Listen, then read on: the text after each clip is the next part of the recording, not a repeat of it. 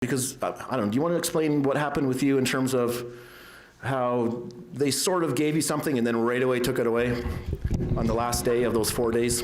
So that was a whirlwind. So you say it was 4 days, but basically it was a 2 or 3 week period where there was short leave. So I was given 24 hours notice. I got all these notices from all these different lawyers that I was in violation of the court order and I had to appear in Supreme Court in 24 hours.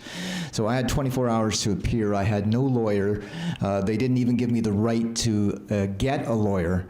They said I had to go in immediately. So I went in, and I'm kind of an obsessive compulsive person, so when I get dragged into a debate that ultimately is an academic debate, I get like sort of obsessed on my subject, and I want to dig right in and make sure that when I'm presenting it, that I present it as thoroughly as possible. So I killed myself for about 2 or 3 weeks. Where I was getting like 3-4 hours sleep a night for that whole period there. But I managed to put together a presentation that the judge found and that was actually kind of an interesting thing, because I think when I first went into the Supreme Court, the judge didn't take me seriously. I think maybe because of my appearance or something, he thought I was some sort of clown, and he wasn't really treating me seriously.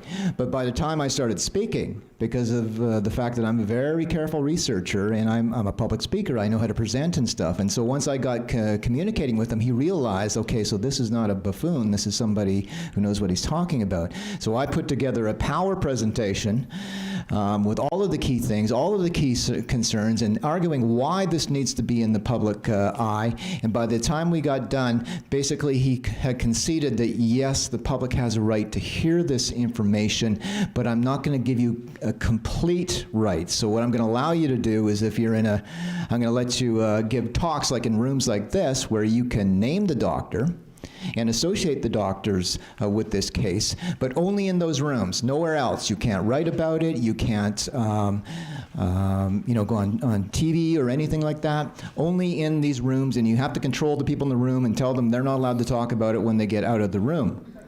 So it was a very sort of limited victory. But even that limited victory, the very moment the judge ruled that, the other side leaped to their feet and immediately filed an appeal. So it was the order was suspended, and I'm still technically not allowed to name the doctors in a setting like this. So it's going to go into the Court of Appeals. So I got a minor victory. Fortunately, they appealed it, so I don't have to pay for the expense and everything of getting into the Court of Appeal. I'm going to try to take it to the next level, because I think that I shouldn't just be restricted to saying this in a little room. I should be able to shout this from the highest rooftops to the people of BC.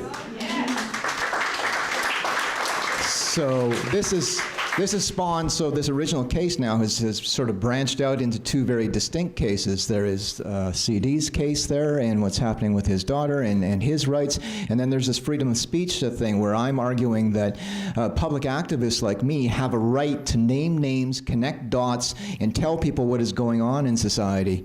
So we'll see what happens. But one of the interesting things about that, I think, and that sort of is touched on here in terms of the outrage that's going on, is something that or pointed out by something that I said to the judge in court. And it's one of the reasons that even though there were some lawyers that came forward at some point and said that we'll consider representing you, I didn't want a lawyer, because I knew that I was going to have to go into the court and that I was going to have to say things that no lawyer would say.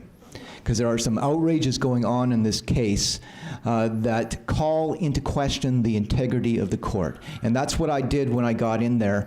I phrased it in a careful way. I said to the judge, I know that you haven't been involved from step one, but I basically called into the question the integrity of the court. And I said, what has happened in this court is the court is ordering a father to lie, to speak lies, and to say his daughter is something that she is not.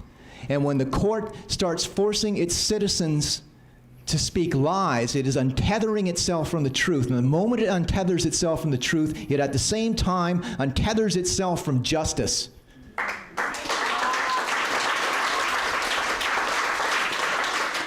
The judge, I could tell the judge resonated with that comment, but he said nothing.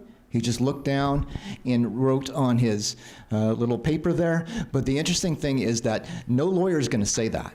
Okay? So that was why I decided to say it myself. But that was the outrage, that we have a state now forcing its citizens to speak lies. Even when the well-being, the health and well-being, and maybe in the long term, the life of his daughter is at stake.